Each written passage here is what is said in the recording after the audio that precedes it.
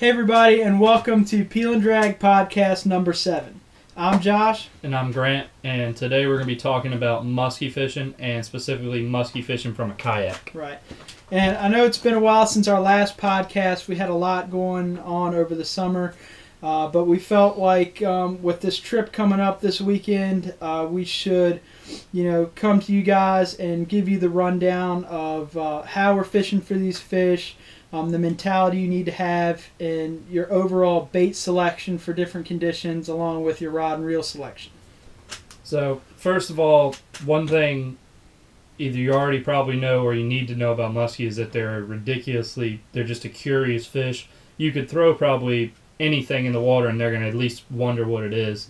But the main thing is throwing a bait large enough to attract them, something that's got a lot of vibration, a lot of flash, or something that looks very realistic, something to where it's going to give them enough reason to follow it, or at least, in the long run, try and strike at it. Right. So muskie are obviously a large fish, so it takes large baits to attract such fish. Like Grant said, they're very curious, and a lot of times you'll get these muskie and they'll stalk the bait all the way back to the boat.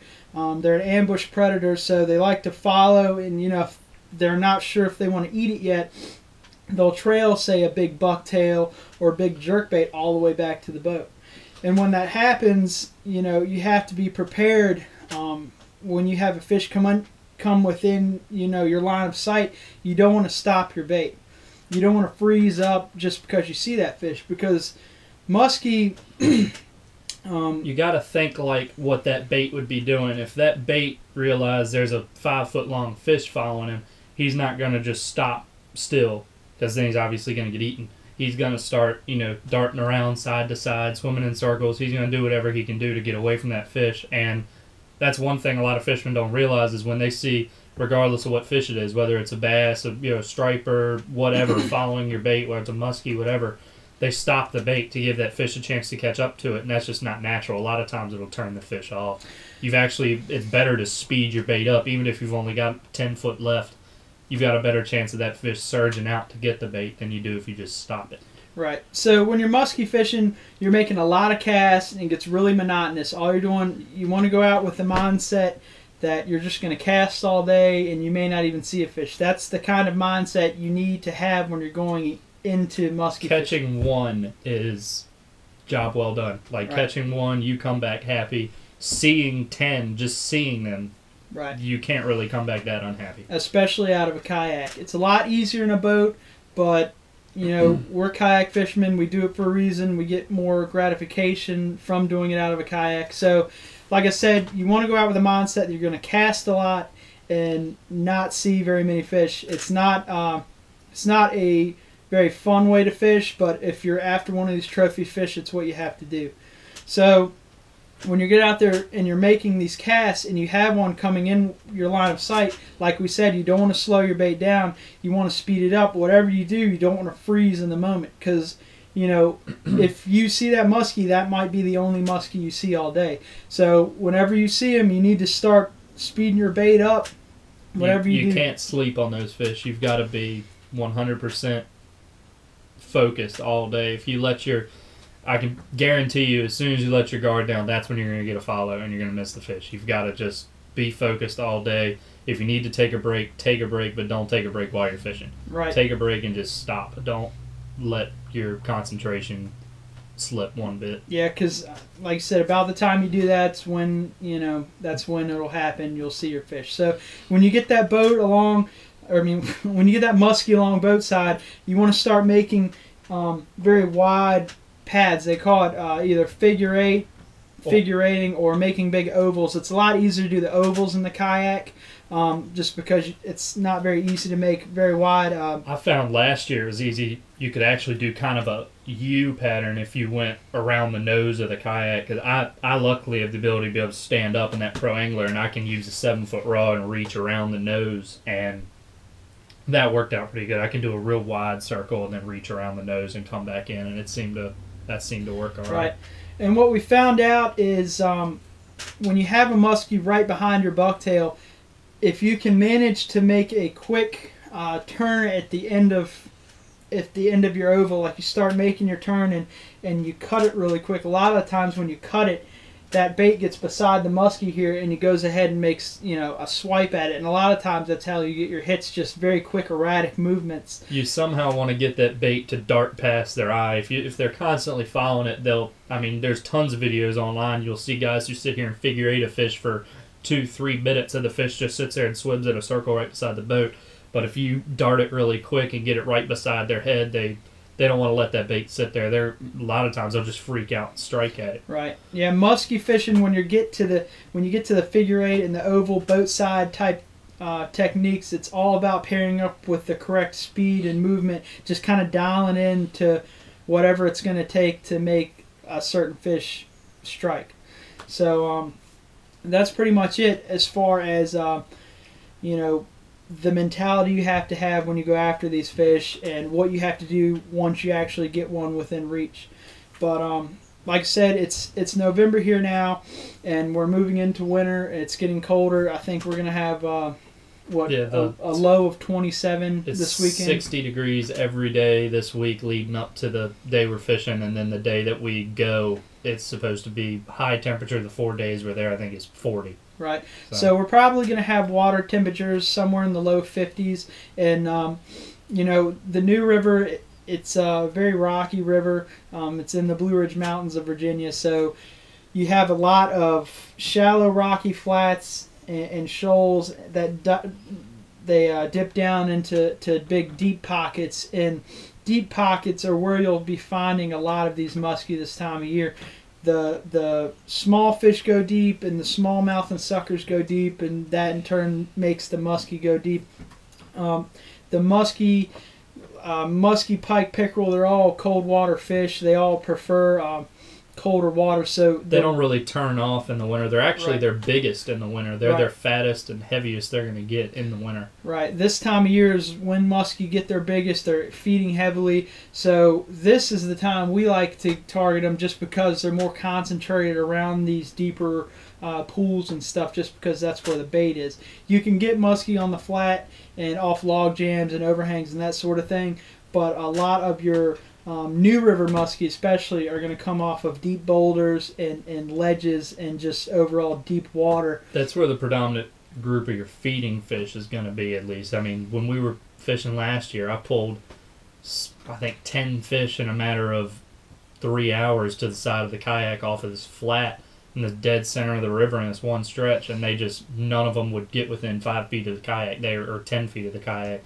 They were just cruising fish, though. I'm pretty sure that late in the evening they were just cruising that flat. Right, and when you're dealing with the water in the New River, that's overall very clear. The deeper you get, the more of a green tint you get to the water. So that's especially when you have to be prepared when you're working in that deeper water. You don't really see the muskie come up. They just kind of appear and until they're right beside you. Right. They just come out of nowhere and they're there. They just kind of materialize out of that deep water. They blend in. They're so well camouflaged from the top down if you're actually looking overhead. So you just have to be prepared when you're fishing that deep water, because that's probably something you're going to run into. We ran into it a lot. I've been fishing this stretch of water for 4 years now, and only recently we've began to start having success. And the stuff we're giving you is stuff that we and I have personally been working on for the past couple of years, and that's what's led to our success. So that's what you need if you're fishing the New River, what to expect, the mentality you need to have. Now we're going to move on to our bait selection. We have a selection of what we use. You know, predominantly we like to use the bucktails, but we also have some soft jerk baits, hard jerk baits, and swim baits as well. But I'll let Grant start off with his creations here. We have made our own bucktails pretty much just out of... since the beginning. I mean, since we started doing this, we've been making them because, I mean, inline bucktails, there's really nothing to them. Right.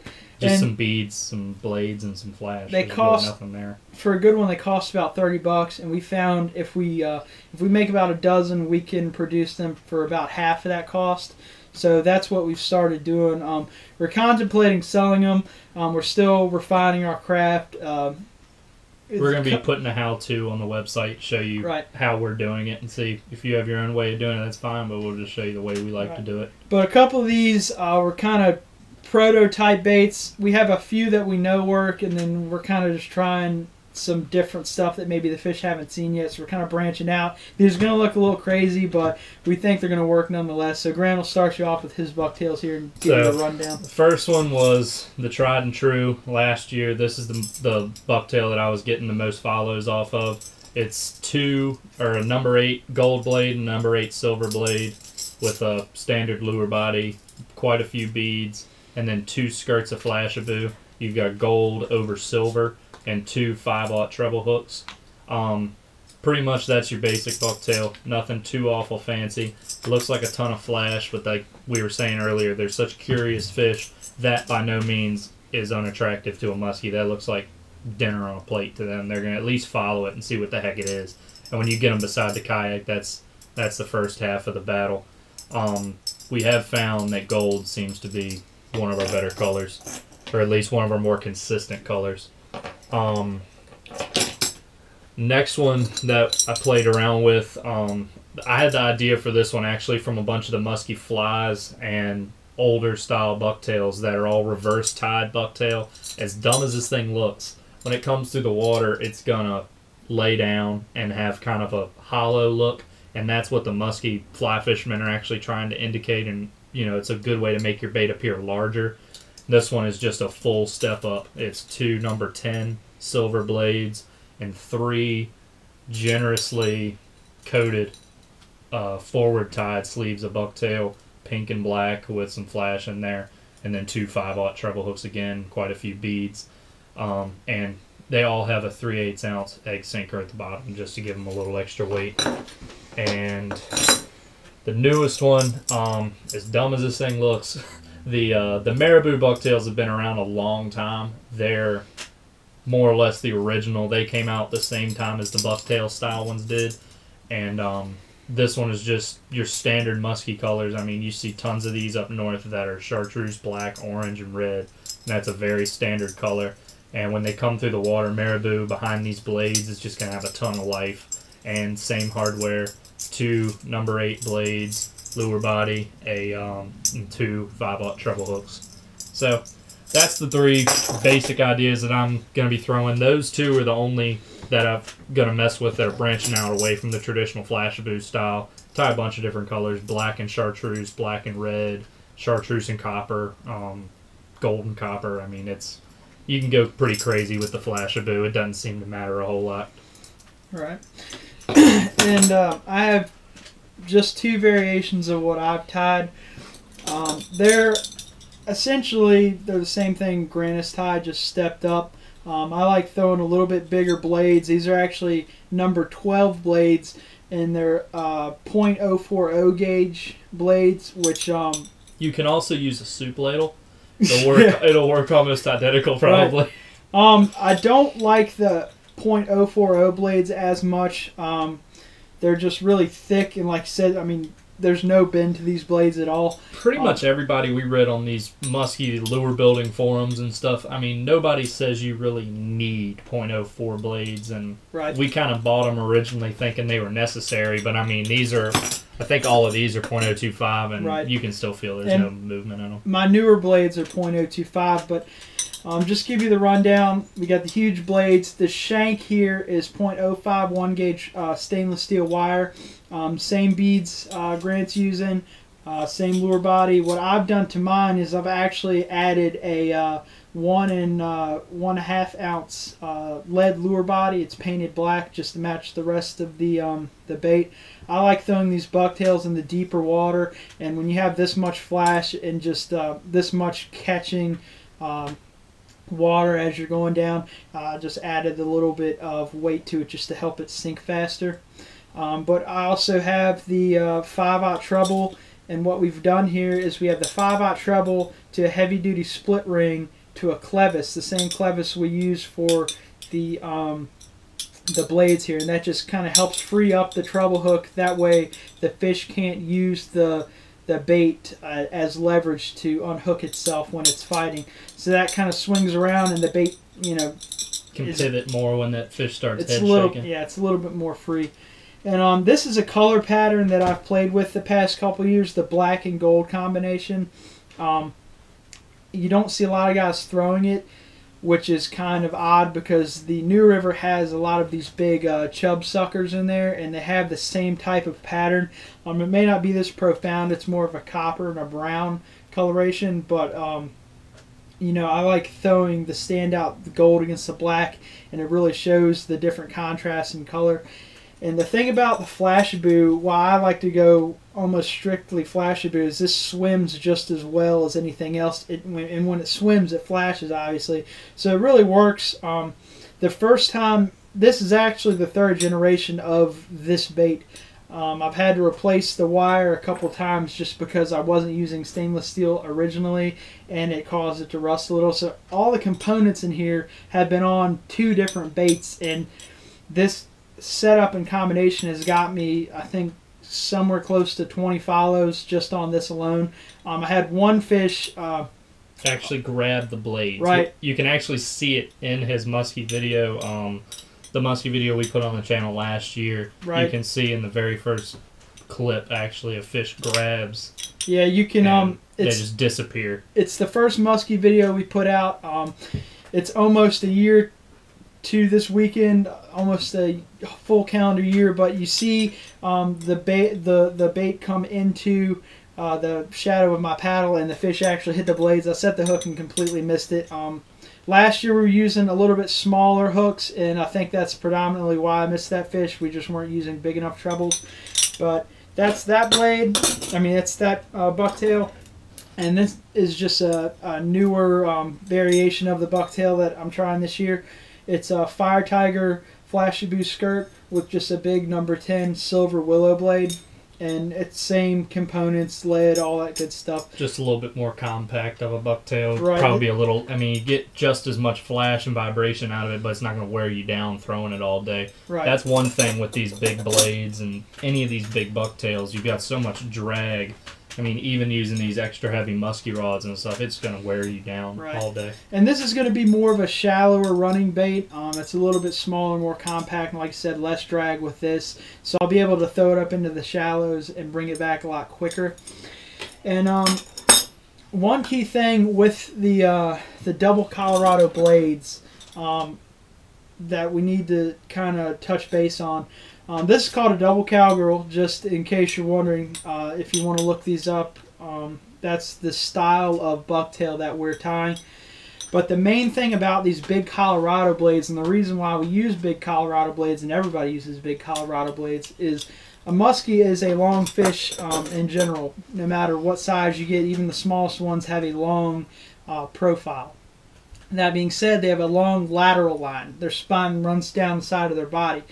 And that lateral line helps them detect different changes in vibration and all that water stuff. Pressure. They can actually feel the bait moving through the water with these lateral lines. Think of it as a nervous system kind of on the outside of their body. They can sort of... It's just a line of nerves that run down the side of their body, and that's how they detect everything. So with these bigger blades pushing water, it allows these baits to be felt and sort of heard from a longer distance away. So the bigger the blade, the better chance you're going to have at calling a fish in from, a couple feet away as opposed to a fish that's right next to it. And Grant has tied with a little bit smaller blades, which is good too, because a lot of times these fish in the higher pressured waters, they don't want something that's pushing that much water. It kind of spooks them. But when you're talking about the new and some of these places we go that aren't as pressured, the bigger blades help by changing that water pressure, and they can actually feel the vibration, and it brings the fish in from a long way off. So it's the blade size we've found that kind of the increment that seems to work or that we've had their best success with is anywhere from like a size 8 Colorado up to maybe a 12. They'll go. I mean, they make number 20 Colorado blades, but that just seems a little excessive. You got to keep in mind the bigger blades you have, the harder that bait's going to be to fish. Right, the more drag it's going to have, the more wear and tear. So you have to figure out sort of what you want to throw as far as blades and what's going to work best for your water and your type of fishing. But anyway, that's our bucktail selection, a small sliver of our bucktail selection. If I think of anything else about them, we'll come back to them. Also, what we didn't really touch base on is these hooks in the back. We've actually, there's a loop in our wire to a split, or to a split heavy duty split ring to the hook, and what we've done is we have heat shrunk this, which a lot of, it's nothing new, a lot of baits do it, but we found it keeps this hook from swinging around and getting matted up in all this flash. Pretty much every night in the hotel room last year after we were done fishing, we were sitting here clipping flash off of these baits, trying to get it off of the treble, because that treble does this, and this is the original. This isn't the Magnum Flashabou. This is the original extra limp stuff, and when that hook starts spinning around, it's going to get all wrapped up. And I actually heat shrunk the top hook as well, and I slid that heat shrink tubing all the way down so it's over the gap, so you don't have that tight wedge in there for the Flashabou to get all wrapped in. It's going to make a huge difference. Right. It's these baits are pretty simple in their design, but it's the little details that you add to them that's going to save you a lot of headache. Right. It's going to help in the long run through the life of these baits, and it's going to help your fishing be more productive. But like we said, we're going to have a how-to on how we made these bucktails. These actual bucktails that are sitting in front of us will be in the post, but we'll go ahead and let Grant talk to you about the soft jerk baits here. Well, I'll hand Josh this one first, because this is his baby that he bought online. I ordered this from Use the term baby loosely. Right, from MuskieShop.com, Raleigh and Helen's Muskie Shop. And originally in the post it said this bait was 12 inches long, and I still can't figure out what part they were talking about those 12 inches long, because this is almost a 2 foot long bait. I think it weighs around 10 or 12 ounces. It's very heavy. It's walleye coloration. The Bulldog baits, the Bulldog style bait is a tried and true. It's the bait catches as many fish as any bait on the market. Right. This one specifically. This is just huge. It's just a lot bigger than we thought it was when it came. Most of your Bulldogs are about what I'll show you in a minute. Right. But it's a good bait. Smaller versions of this are great. This is just a pain to have to throw all day, but if you're going for the big fish, this is what you want to throw. Same sort of coloration as the suckers that we have on the New River. So this is a good bait. You just have to have the mentality that you're going to fish it all day. And your wrists and forearms are going to be sore after. You got to have the gear to throw it all day, too. Right. So most of your Bulldogs, as you can see, a little bit different size. This is actually a off-brand version of the original Bulldog. This is the Bass Pro Shop's Dealin' Dog. It's a little bit smaller bait. It weighs about 6 ounces. I threw it about half a day last year when I went up solo one day fishing for them, and it didn't wear and tear on me too bad. It's got 2 5/0 trebles in it, and they've got the inline wire, so it does bend, but the idea is, okay, after a fish, you can just straighten it right back out. And more or less, the Bulldog baits are just a long, hard-bodied, or they're still soft-bodied, but they're a stable-bodied curly tail kind of thing.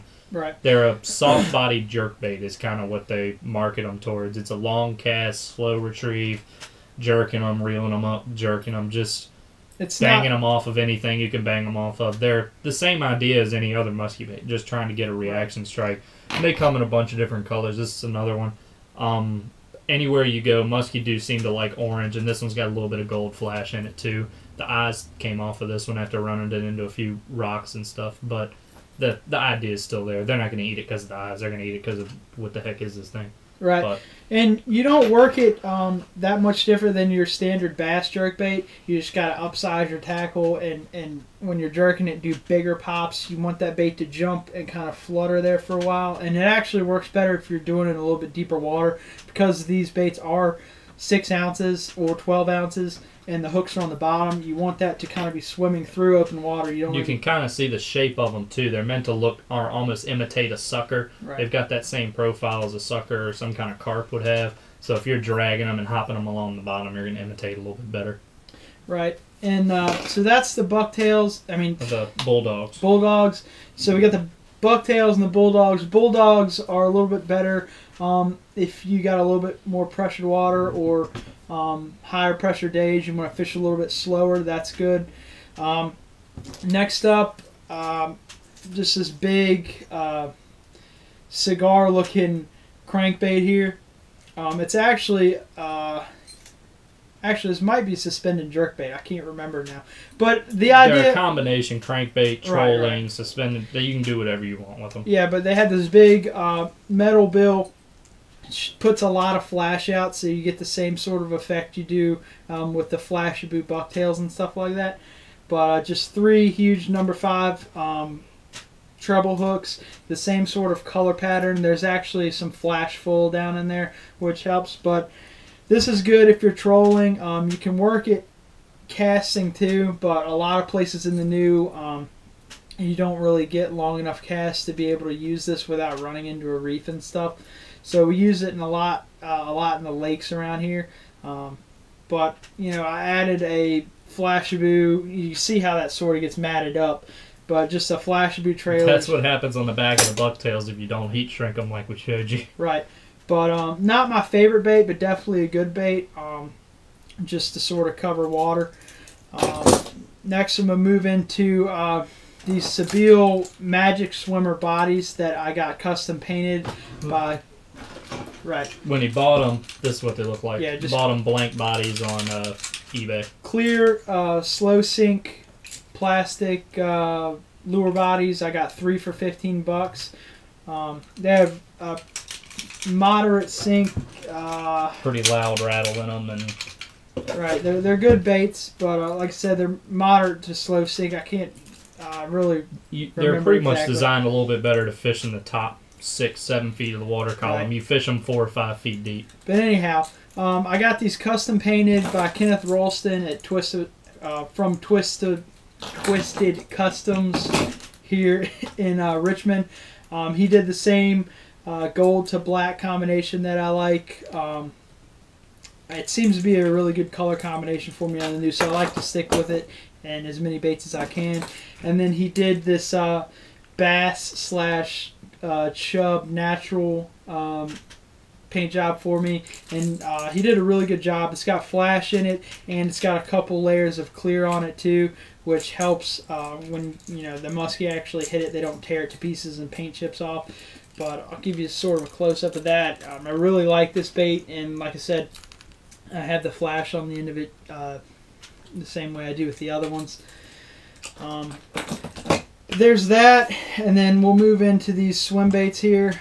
I'll let you show that one. This one, pretty big name swim bait, along with the the bass fishermen in the market, but not a whole lot of muskie anglers use it.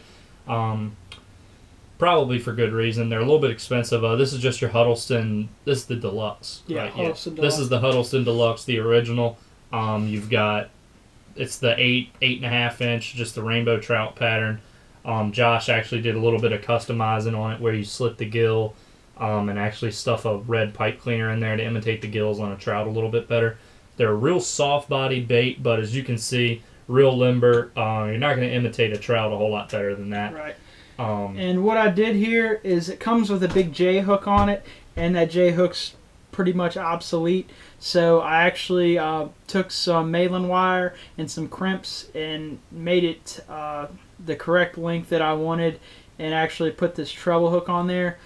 This is how, if you search on YouTube, the Butch Brown Huddleston rig, this is exactly what this is. You clip off one of the trebles, and you just tuck it into the lure body right there, and it sits there, and whenever a fish comes up and hits it, you set the hook and it pops that out, and then the fish can't use the bait as leverage. Same way with the bucktails, it can't use it as leverage to work that hook out. It's the same kind of idea as the bait we're getting ready to show you. Right. That a whole company designed around that same idea. Right. So basically, I just fed the Malin wire through the eyelet of the bait and then into the Gamakatsu treble hook.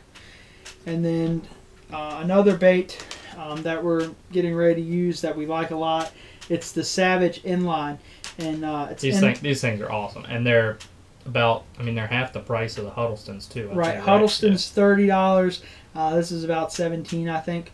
But it's inline swim bait, and that means from here the line goes directly into the mouth, and there's a plastic tube and that plastic tube actually comes out the back here. So what happens when a fish comes up and hits your bait and you set the hook, the actual treble hook detaches from the body of the bait.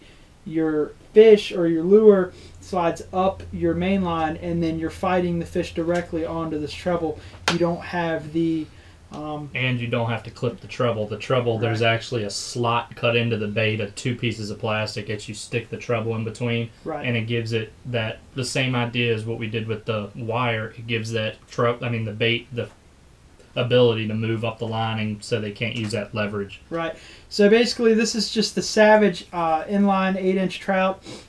Like I said, fish will come up and T-bone it, and you set the hook, and your bait just slides right up your main line. I wouldn't normally use a swivel here, but I'm just using it for effect. There's quite a few videos online of this bait catching, largemouth out west in California and stuff. Right. And you'll see when they catch the fish, this bait will be 6 feet up the line, way out the way, and you can get a whole lot more catches out of this bait than you probably could out of a Huddleston, which is just going to get probably tore up over time with that real soft plastic. Right, and the thing about the Huddleston too, it has this huge paddle tail on it, and because the body slims down so much here and it goes directly to this big paddle tail, you're not getting a lot of movement out of this bait. It's just sitting there. It's a real natural swimming action, not a real jerky, man-made, really fast swimming action. It's that natural slow tail. Right, and the thing is, it has loops. Well, the other one doesn't have a loop, but this one has a ring on the bottom for a treble hook. But what you like to do with these baits a lot is actually work them on the bottom and bounce them off the bottom. And you don't want that treble hook down there because you'll get caught on something and you'll lose your $30 bait.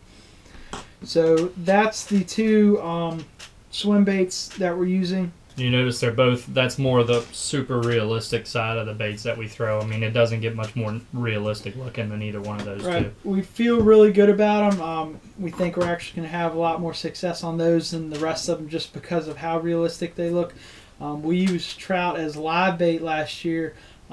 There's a hatchery close to where we're going, and we can purchase the baits as long as we have the receipt. We're actually legal. You can legally fish them as long as you purchased the trout and you didn't catch them somewhere and bring them. So we can legally use the trout, and they're almost identical to this size. So we feel really good about that. And just another little sort of pointer: if you go to use these lifelike swim baits, they're all plastic, and the plastic's very soft, so chances are if you have a muskie hit one of these, it's going to rip some holes in it. So if not rip it in half. Right. I recommend not using the Huddleston, but using the Savage inline, just because it's half the price. It's not going to hurt. At least first. If you buy them both, you try the Savage one first. Right. So it'll just hurt the wallet a little bit less if the bait gets destroyed if it's half the price. But just as a quick repair for them, or just to repair it in general, we have Loctite super glue, and it actually allows you to bond the plastic back together, and you won't even know that there was an issue with it. That's how I installed these pipe cleaners on there. I cut the slits with a razor knife and put the Loctite in and worked it into the super glue, and that's now a permanent part of this bait. It works really well at bonding the plastic back together. So this is, if you're using these inlines or the Bulldogs, the super glue is definitely something you want to have with you. I'll let Grant go over just the different types of leader material we use here. A bunch of people out there are using wire, which we didn't really play with a ton. We used it, but our overall favorite, we won't really be using it this heavy, but is 40 to 80 pound fluorocarbon. That seems to be the best. If you've got 40 to 80 pound fluorocarbon and that muskie starts head shaking, he's not going to break it. And the big benefit of fluorocarbon is it disappears. So when you've got a real leader shy fish or something where you're fishing somewhere really pressured, that fluorocarbon is going to disappear. Right. And we don't typically use snaps or anything. This is just, once again, for effect, so you can at least get an idea. Now, this is about 150 pound fluoro. Just a quick note. If you're using your fluoro with your live bait, you're going to want to go with the heavier fluoro. 40 will still work, but it can get a little touch and go with 40. I would recommend using 60 or 80. This is 150 pound fluoro. This is a good, cheap alternative to tying your own leaders, but I personally prefer to actually use our own fluoro leaders because we can make them a couple feet long. Fluoro is more of a ideal leader when you're fishing very pressured waters. It works a whole lot better than the wire we're about to show you. But fluoro is definitely a way to go if you go with the heavier fluoro. Then the other the other option is your Peelin wire. You've got, this is the 7-strand. Yeah, that's the 7-strand. We really don't use that a ton. You use it a little bit, but it's the 7-strand gets to be pretty tough to deal with. If you had the option between your 7-strand and your traditional Peelin, the hard wire, that'd be my pick because you can use this stuff and do the haywire twist or an Albright knot. You can tie this to some extent. You can't really do a ton with the 7-strand other than crimp it. Right.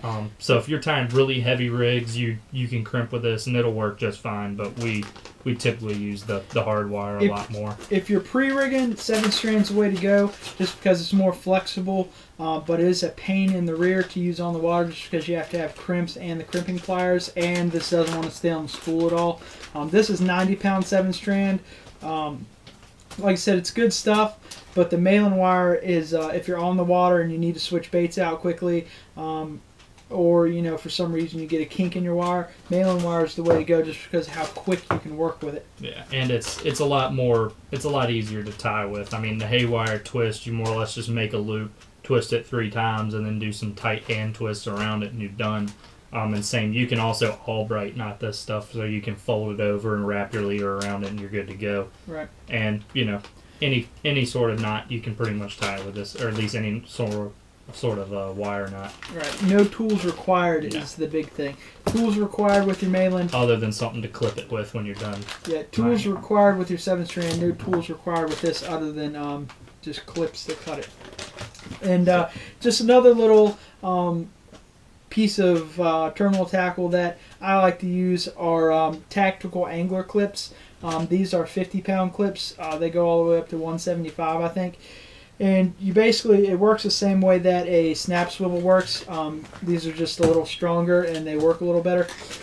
But essentially, you tie your main line to it. Package of them right there. Right, and I get them on eBay, but I'm sure you can get them on the website too. I haven't really checked, but you just tie your main line to it, and you slide your bucktail on there, cast your bucktail a lot, and if you don't like the color, or you don't like the actual bait you're using, you can pop it right back off and slide a new bait on there, within seconds. That is the tactical angler clips. Something I started doing last year, which is kind of similar, is using a heavy-duty split ring to connect your bait. I usually have split ring pliers in my kayak at any given time for switching out split rings anyway if they get rusted or something. So if you've got a decent pair of split ring pliers and you're pretty comfortable swapping split rings pretty quick, you can just pop that split ring open, slide a new bait on, slide it off, and they're more or less about the same size. Right. So that was just something I tried last year that really actually worked really well. Right. And before we go on to the rod, reel, and line selection, just another key piece of gear you want are long shank pliers, because Muskie have a very deep mouth. Honestly, you probably want to go a little bit bigger than this too. These are what I generally use, but I also use them with a glove on. So if you're not going to bring a glove, you might want to use something a little bit longer than this, but they work well, and you definitely want to have pliers with you. It just aids in the process of getting that fish unhooked and getting it back in the water as quickly as possible.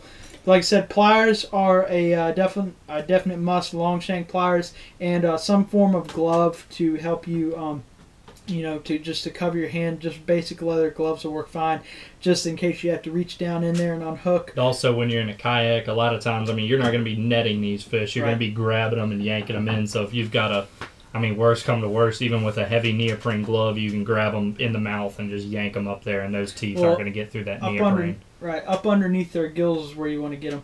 And, that's a key thing. It's going to benefit you to not bring a net for these fish. It's just too much work. It'll end up stressing. You'll probably lose the fish, honestly, trying to fumble and get a 40-plus inch long fish in a net that's probably not big enough. Right. With the size net you have to bring and the added work that goes into having a net on the boat, I just don't recommend it.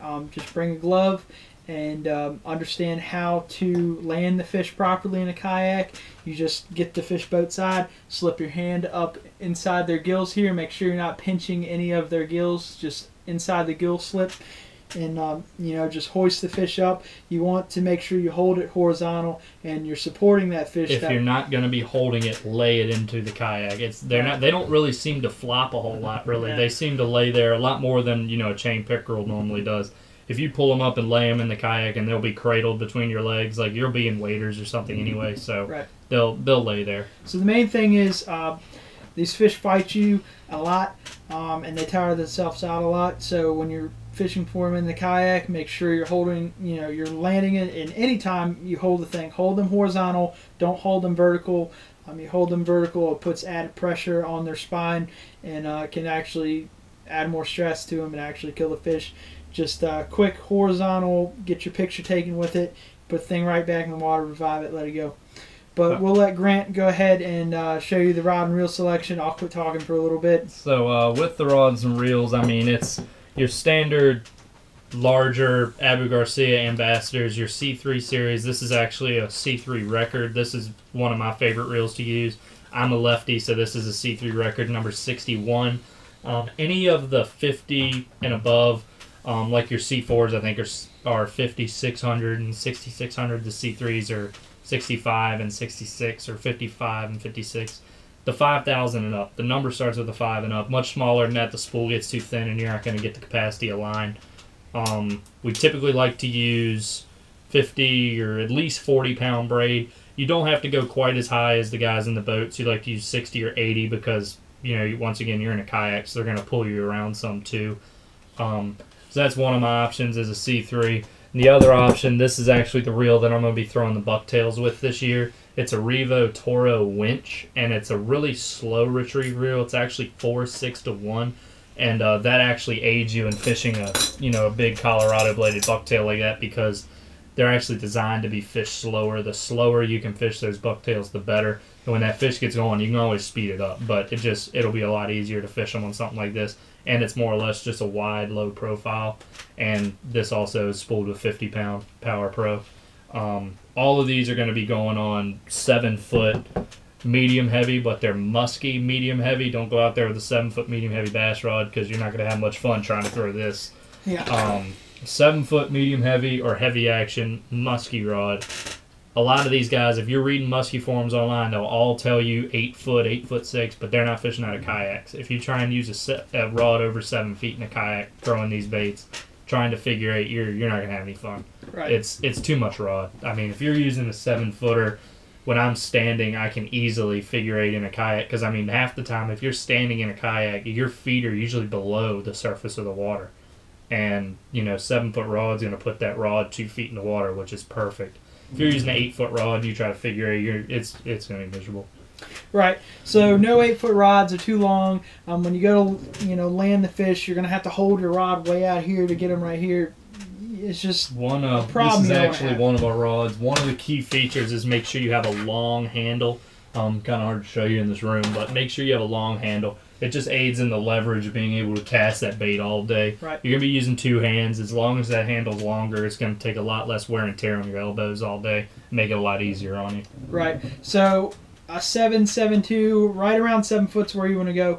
If you go 6 foot or 6'6", you're just not going to have the added rod length you need to get your distance out of your cast. An 8 foot, and you lose a lot of hook set arc too when you think about it. If you're trying to set with a 6-footer, even if especially if you're sitting down in a kayak, you're not going to be able to set the hook into one of those fish. Right. And your 8-foot rod, you'll get plenty of casting distance out of it, but you won't be able to land the fish effectively once you get them boat side. So he talked about his reels. What I'm going to be throwing, I just have a Abu 5600 with 65-pound braid on here. Just the standard handle. I'll be throwing my swim baits on this reel. It's got a pretty slow gear ratio too. It's a 6.31, so it's a little bit more moderate than his, but it's still not a 7. Yeah, whatever. You don't really want something that fast with these baits. I think this record is a What's his record rated for? I think his record's a 6.2. Right. So that's fine for throwing a little bit of everything. But the main thing is bucktails, you want it to be slow. Right, and just a standard Abu 6000. This thing has been through its paces with just about every species I've thrown at it. I have the power handle on there. This is what I'll be throwing the bucktails with and some live baiting. It just, the round reels are really good because if you're just getting into musky fishing or any sort of live bait fishing, you can usually pick them up on eBay pretty cheap. I think. We'll say from personal experience, this reel is a lot more economical than a Toro. The Revo Toros are not cheap. And honestly, you'll see the guys who are fishing muskie all over the world are fishing them up in Minnesota, Lake of the Woods, and these guys who are fishing for high 50-inch muskie. Most of them are using these, or they're using Calcuttas or something. Right. The round reels seem a lot more prevalent than the low profiles. Right. So if you're just getting into musky fishing and you're thinking to yourself, I don't have a ton of money to spend on it, or it's going to cost me too much money to get into it, that's simply not the case. A Abu 6000 like this, you can get on eBay for somewhere in the $40 to $70 range, depending on what model it is and what quality it's in. And then your braid, you're looking at 65-pound Power Pro. You can go with monofilament if you want to, 30-pound mono, but I recommend the braid. The braid works a lot better throwing these heavy baits and sticking these fish because you don't want that stretch. Yep, no stretch. It's good for your bucktails. You can really drive the hooks home. And, that rod he just showed you is a $50 graphite rod. I don't buy super expensive rods.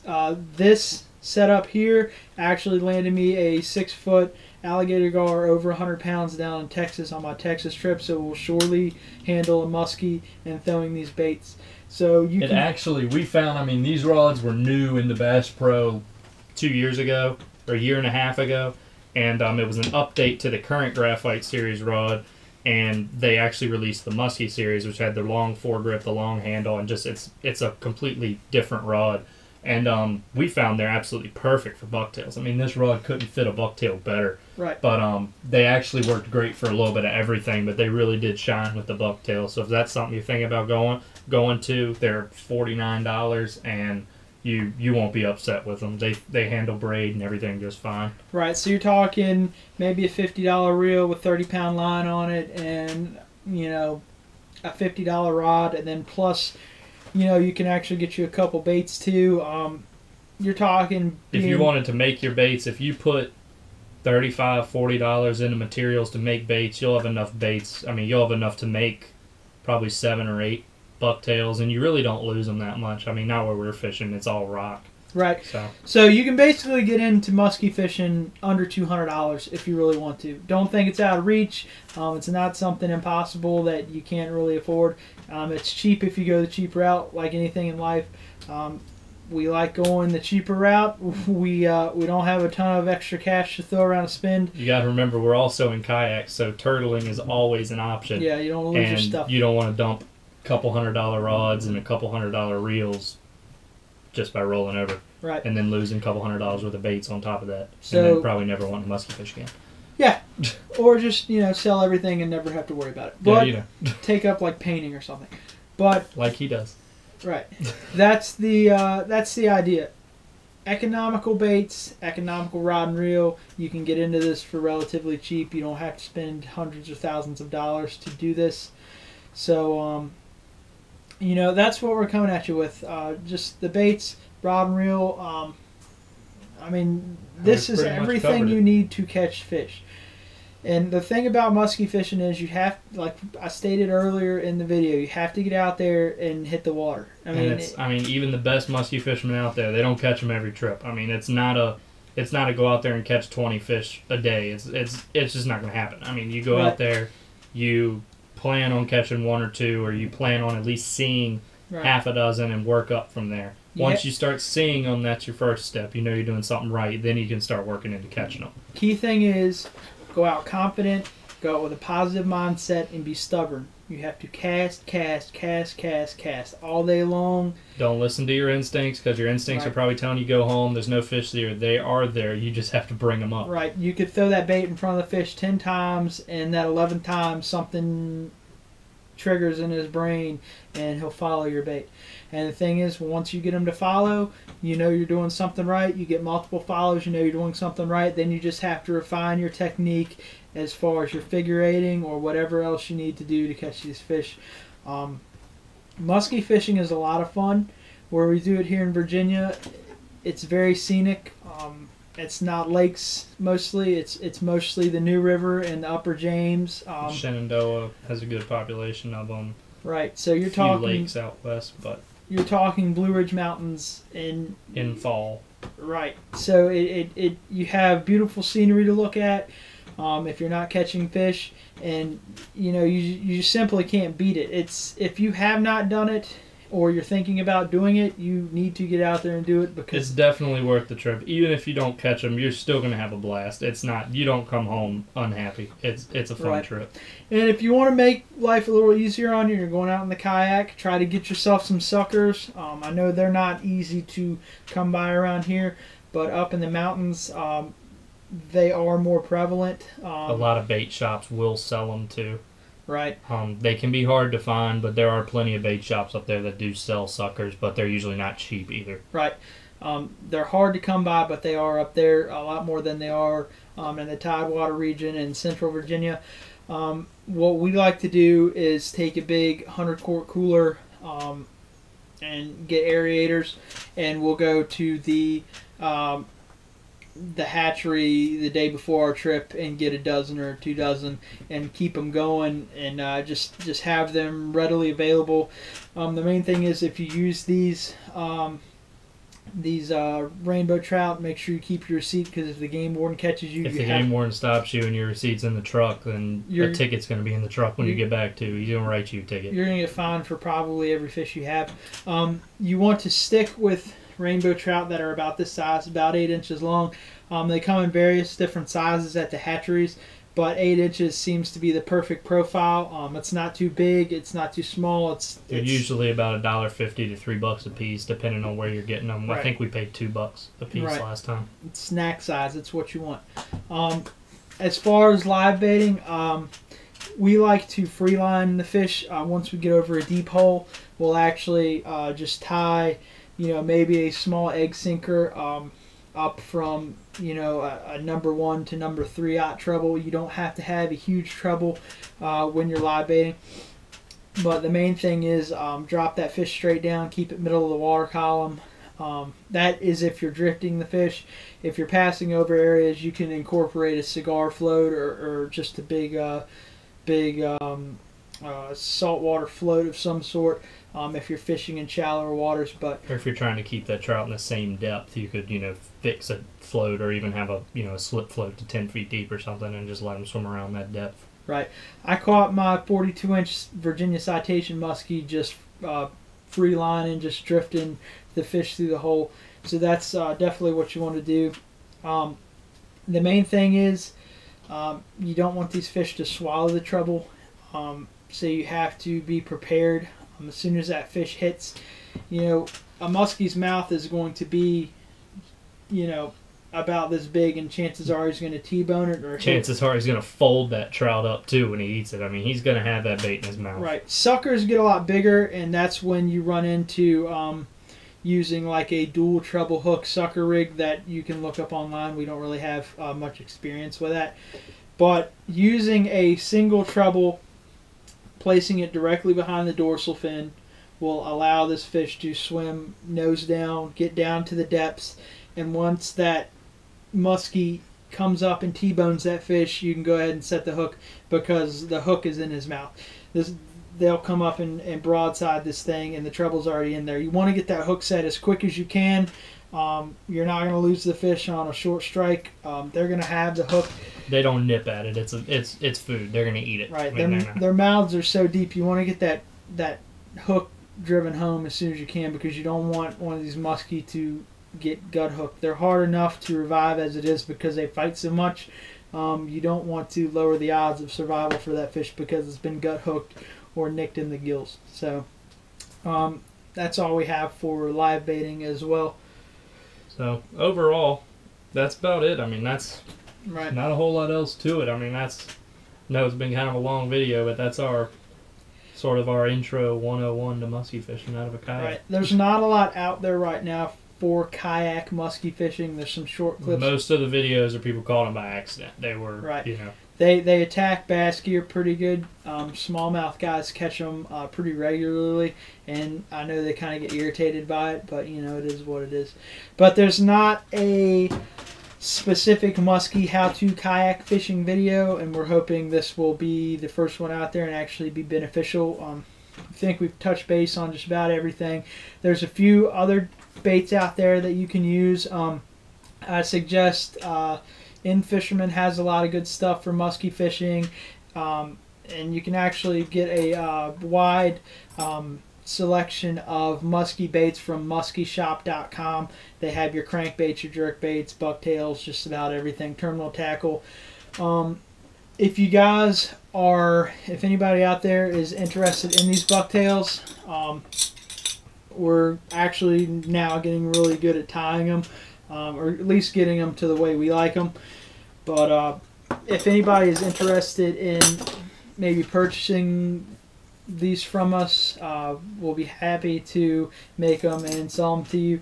Grant already ties flies on the regular and sells them to people, so we figured we can incorporate that into our muskie business as well. Start funding some more trips too. Yeah, that's the main thing. Any money you give us for what we make for you, that's going directly into our next trip. So if you guys want to help us out, that'd be great. We'll make them to your specifications and however you like it. Yep. And we'll get them to you fast in a hurry.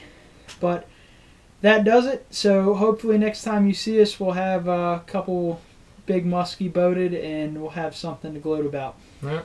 But anyway, I'm Josh. And I'm Grant. Appreciate you guys watching. We'll catch you next time. Yeah.